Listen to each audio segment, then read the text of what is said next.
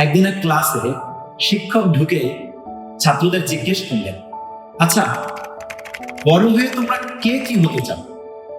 একজন বলল সে ডাক্তার হবে, আর একজন সে ইঞ্জিনিয়ার হতে চায়, আর একজন বলল সে শিক্ষক হবে।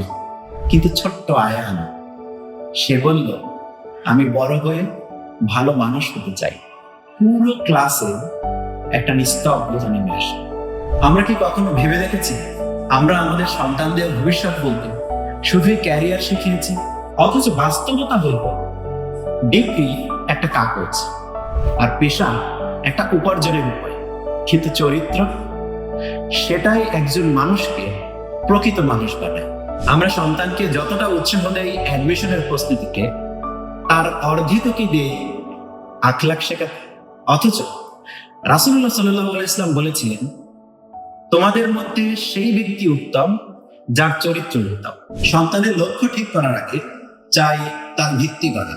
তাকে শেখাতে হবে কোনটা ভালো কোনটা মন্দ, মানুষকে সম্মান করতে শেখাতে হবে। তাকে শেখাতে হবে মিথ্যা থেকে দূরে থাকা ও নিজের দায়িত্ব নিজেই নেওয়া।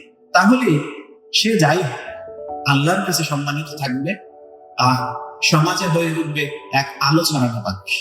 ফেডারেল ইন্টারন্যাশনাল স্কুল এমন একটি প্রতিষ্ঠান যেখানে ইসলামী মূল্যবোধের সঙ্গে গড়ে তুলি যান্ত্রিক নয় জান্নাতি প্রজন্ম। আসুন আজ থেকে এই লক্ষ্য ঠিক করি, আগে মানুষ তারপরে প্রফেশন। কারণ এই দুনিয়া শুধু স্কিল চায় না, এই দুনিয়া হৃদয়বান মানুষের অভাবেও কাঁদে।